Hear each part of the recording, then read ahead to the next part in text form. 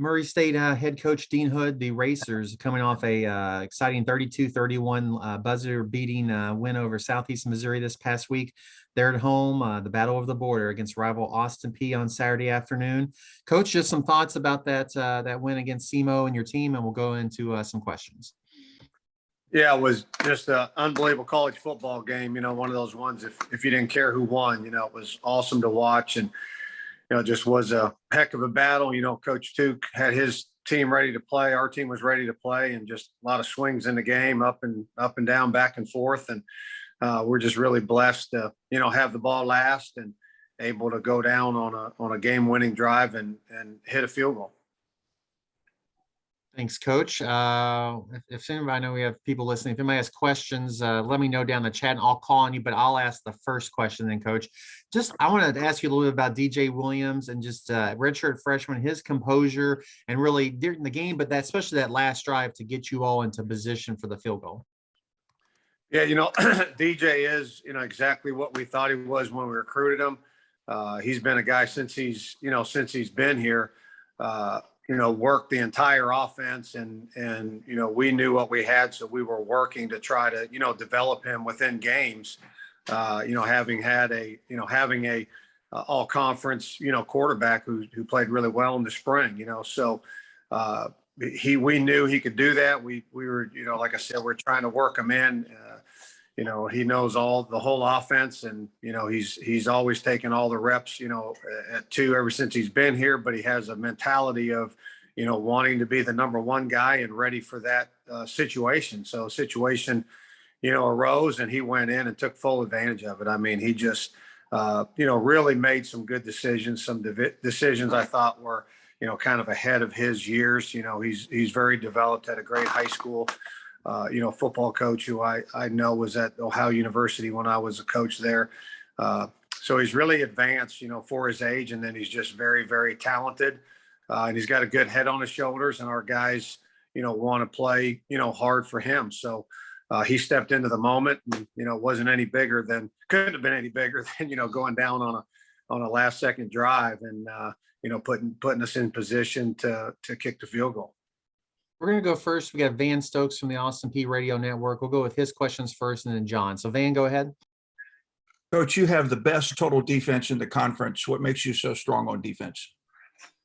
Well, I think, Coach Sanders and the defensive staff first, do a great job of, keeping the plan simple, but, finding ways to give our kids, put them in position to be able to make a play. And then our guys have done a really good job of, taking advantage of that, being in position to make a play and making that play. And, they play really, really hard. That's one thing I'm very proud of our guys is our defense plays really hard. And, you'd like to not make mistakes, but, when you're playing really hard and running to the football, some mistakes get covered up. So our guys are talented. They play hard. They listen to their coaches. And I think it's just a combination of all those things. Considering that you have such a strong defense and Austin Peay has the most productive offense built largely around their passing game, how do you see this game unfolding Saturday? Well, yeah, something's got to give. They're a very, very talented bunch, and the Q's the one that sets all that in motion, and then really strong at wide receiver. They got several guys that are excellent wideouts, and then really good at the running back spot. Now 4 and 5 are both incredible, talented running backs. 2, 10. 13 for them. I mean, all those guys at wideout, and then up front, they're a bunch that you can tell they know what they're doing. They've got a plan. They execute it, to the T. So I mean, it'll be a heck of a challenge for our guys. Coach, you need a conference win. The Governors need a conference win. Do you see this as a pivotal game in terms of chasing down the Ohio Valley Conference title? Well, I mean, I think every game's a pivotal game. I mean, you're not in a pivotal game unless you've, won enough to be in a pivotal game. This one happens to be, early in the year. And like you say, we're 0 for right now in the conference. So, but I mean, every game's a pivotal game if, win or lose this game, next week's going to be a pivotal game for both us and Austin P. But I think you got to approach every single game the same, because if you don't have an opportunity to do what you want to do. I've got to ask you this question. My last question, Coach. I spent some time up in Delaware, Ohio as well. You and Tim Corbin, Vanderbilt baseball coach, were at Ohio Wesleyan pretty close to the same time. Do the two of you ever talk? Oh gosh. Well, I mean, it gets tough, when you get going with your careers and all that kind of stuff. But, Timmy Corbin's really good friend of mine. We don't stay in touch a bunch, just like I said, because of our schedules. But, Corbs was a great baseball player, but he played, football in high school, as well, and wanted to be around the football team. So he was actually the manager for the football team. And because of that, all the guys loved him. So, I mean, we had a big crowd at Ohio Wesleyan baseball games because all the football players were friends with Corbs. And so we all went to the game. And then, you graduate, you get out, you kind of lose track. And I was at Wake Forest coaching football, and we were playing Clemson in a baseball game. And I brought my 1-year-old son to his first baseball game, and it was Clemson versus Wake Forest. And I kept seeing this guy on third base. And I'm like, that guy looks so familiar to me. And all of a sudden it hit me. I'm like, that's Timmy Corbin, so I just yelled at him, right in between innings. I said, "Hey, Corbs." And he turned around, he goes, "Hood, what are you doing here?" I was like, "What are you doing here?" And so we kind of reconnected, then and kept in touch. And then, with the OVC office being in Nashville, I would stop in and see him, twice a year. Before COVID, we were down there twice a year. I'd stop in and see Timmy. So great person, phenomenal coach, really proud to, call him friend. He's one of the tops in his business. He certainly is. And a lot of history with the Battle and Bishops. Coach, I appreciate your time very much. Yep. Yes, sir. John, if you'd like to go with your questions. Dean, it's John Wright from the Murray Lizard Times. Again, I want to reiterate congratulations on a big win for your team the other day. I want to start off with asking, coming off the Martin win, how bad did y'all need that win at Cape? Yeah, Martin really, stuck it to us. And when that happens, you really only got, a couple choices, and we chose the high road. That, there were things that we weren't focusing on that we needed to be focused on. And there were things that, it wasn't what we were doing, it was the how we were doing it. And we needed to get those things fixed. And our kids tightened up their chin strap, and coaches did a good job and got us a W and a tough place to get one, and against a tough opponent. I know you were saying that 13 of your players were either out or very limited the other day. Has that improved at all this week?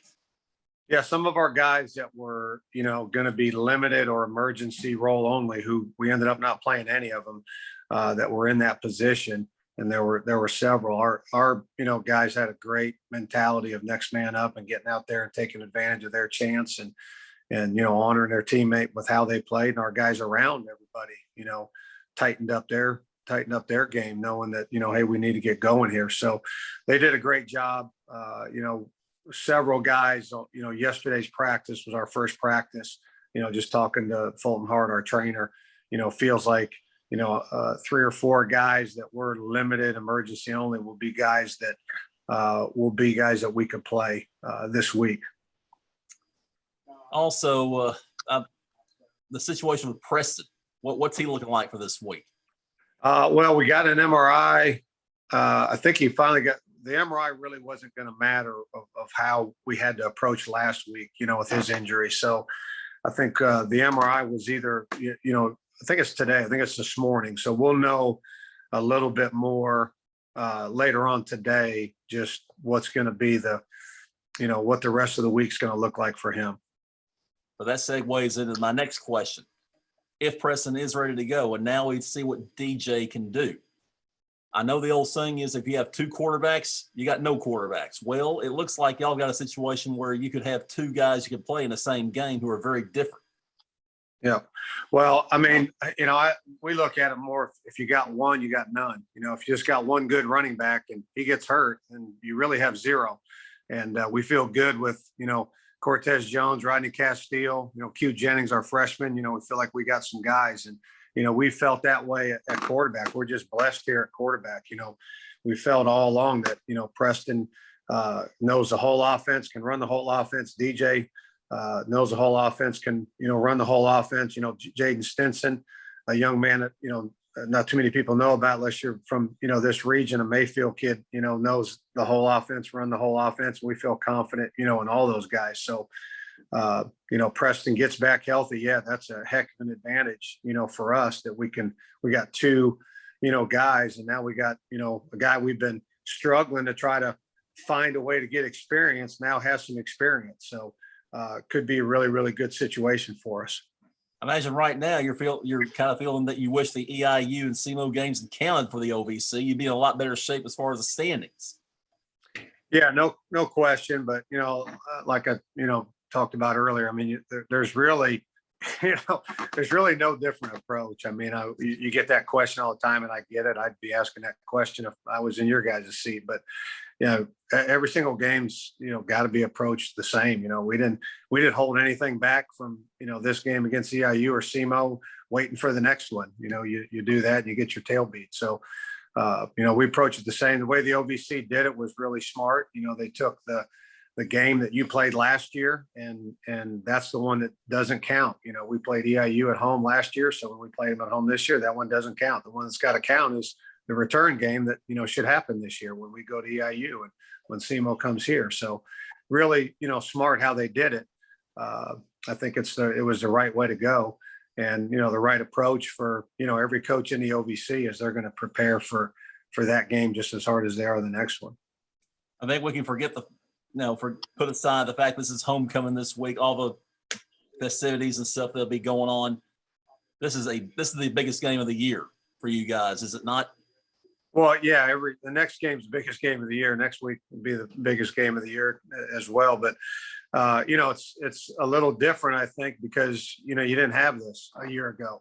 So rather than having it every year like has happened for 30 plus years of my career, now all of a sudden, you didn't have one last year, and everybody's more excited about it than usual. But still, it's the same. You can't be concerned about the ticker tape or who the queen is or family coming in or former football players, alumni. All that stuff is good. We're excited about it. We're happy that that's happening, but it doesn't happen for us if we've got the right mentality until 5:30, 6 o'clock. But I think I mistakenly was going in the direction there. What I meant was, as far as the OVC season goes, this is a huge game for y'all right here, because now you're restarting the engine, so to speak. You're 0-1. Now you got a chance to start climbing the mountain again. Right. Yeah, no question. I mean, you're not gonna. I don't imagine the team that comes out, winning the OVC is going to have 2 losses. So it's definitely have painted ourselves into a corner. That's all I had, bud. Okay. Coach, thanks so much for your time this morning. Best of luck this weekend, and we'll talk to you again next week. Okay.